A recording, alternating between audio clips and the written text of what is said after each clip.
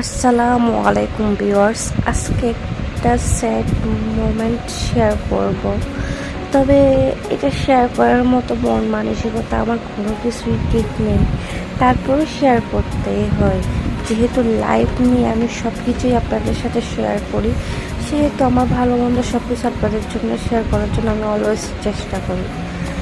জানেন, আজকে আমার হচ্ছে ম্যারেজ অ্যানিভার্সারি, বাট আমার পাশে আমার প্রিয় মানুষটা নেই। সে আমার থেকে হাজার হাজার মাইল দূরে, সে প্রবাসী আর আমি হচ্ছে দেশে।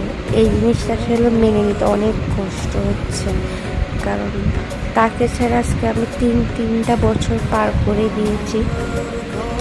সে আমার খুব খুব খুব একজন পছন্দের মানুষ, আমার হাজব্যান্ডের মতো মানুষ হয় না। সে আমাকে অনেক বেশি ভালোবাসে, আমাদের জন্য বেশি দোয়া করবেন, আর আমরা যেন একসাথে হতে পারি সেটার জন্য দোয়া করবেন। তো আজকে আমাদের বিয়ে 3 বছর হয়ে গেল। আসলে চোখের পলকে সময়গুলো চলে গেল, বলতেও পারতেছি না। 3 বছর হয়ে গেল, 4 বছরে পা রাখলাম।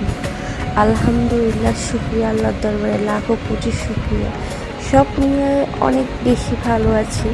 তবে হাজব্যান্ডকে ছাড়া থাকার কষ্টটা একমাত্র প্রবাসী বউরাই জানবে। তো আসলে আমার ভিডিওটা শেয়ার করার একটাই কারণ, আজকে আমার অ্যানিভার্সারি, কিন্তু আমার হাজব্যান্ড আমার পাশে নেই। এর থেকে কষ্টদায়ক আর কি হতে পারে? যে মানুষটার সাথে পথ চলা শুরু করলাম 2022-এ, সেই মানুষটাকে একটি বারের জন্য হয়তো বা আমি এই আমার অ্যানিভার্সারিতে পাশে পাইনি। তবে শুক্রিয়া, আল্লাহর কাছে শুক্রিয়া। আল্লাহ যেটা ভালো হয় সেটাই তো করে। সবাই আমাদের জন্য দোয়া করবেন, আমাদের জীবনের জন্য দোয়া করবেন। Thanks for watching. আসসালামু আলাইকুম।